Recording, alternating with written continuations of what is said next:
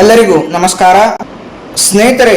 Indian ಈಜ್ಮೆಂಟ್ act 1882ನ section 15ನ ಪ್ರಕಾರ ಯಾವುದೇ ಒಬ್ಬ ವ್ಯಕ್ತಿ ಕಂಟಿನ್ಯೂಸ್ ಆಗಿ ಯಾವುದೇ ರೀತಿಯ ಇಂಟರಪ್ಷನ್ ಇರಲಾರ್ದೆ ಕನಿಷ್ಠ ಅಂತಂದ್ರೆ 20 ಇಯರ್ಸ್ನಿಂದ ಲೈಟ್ ಅಥವಾ ಏರ್ ಅನ್ನ ಬಳಸ್ತಾ ಇದ್ರೆ, ತಮ್ಮ ಜಮೀನಿನ ಕೆಲಸಕ್ಕಾಗಿ ಬೇರೊಬ್ಬ ವ್ಯಕ್ತಿಯ ಜಮೀನನ್ನ ಬಳಸ್ತಾ ಇದ್ರೆ, ಅಥವಾ ತನ್ನ ಜಮೀನಿಗೆ ಹೋಗೋದಕ್ಕೆ ಇನ್ನೊಬ್ಬ ವ್ಯಕ್ತಿಯ ಜಮೀನಿನ ಒಂದು ದಾರಿಯನ್ನ ಬಳಸ್ತಾ ಇದ್ರೆ, ಅಥವಾ ಇನ್ಯಾವುದೇ ಈಜ್ಮೆಂಟ್ ರೈಟ್ಸ್ ಇವನ್ನೆಲ್ಲ ಯಾವುದೇ ಇಂಟರಪ್ಷನ್ ಇರಲಾರ್ದೆ ಕನಿಷ್ಠ 20 ವರ್ಷದಿಂದ ಬಳಸ್ತಾ ಇದ್ರೆ, ಅಲ್ಲಿ ನಿಮಗೆ ಆ ಬೆಳಕು, ಗಾಳಿ ಮತ್ತು ಆ ಜಮೀನು ಮತ್ತು ಆ ರಸ್ತೆಯ ಮೇಲೆ ನಿಮಗೊಂದು ಈಜ್ಮೆಂಟರಿ ರೈಟ್ ಕ್ರಿಯೇಟ್ ಆಗುತ್ತೆ.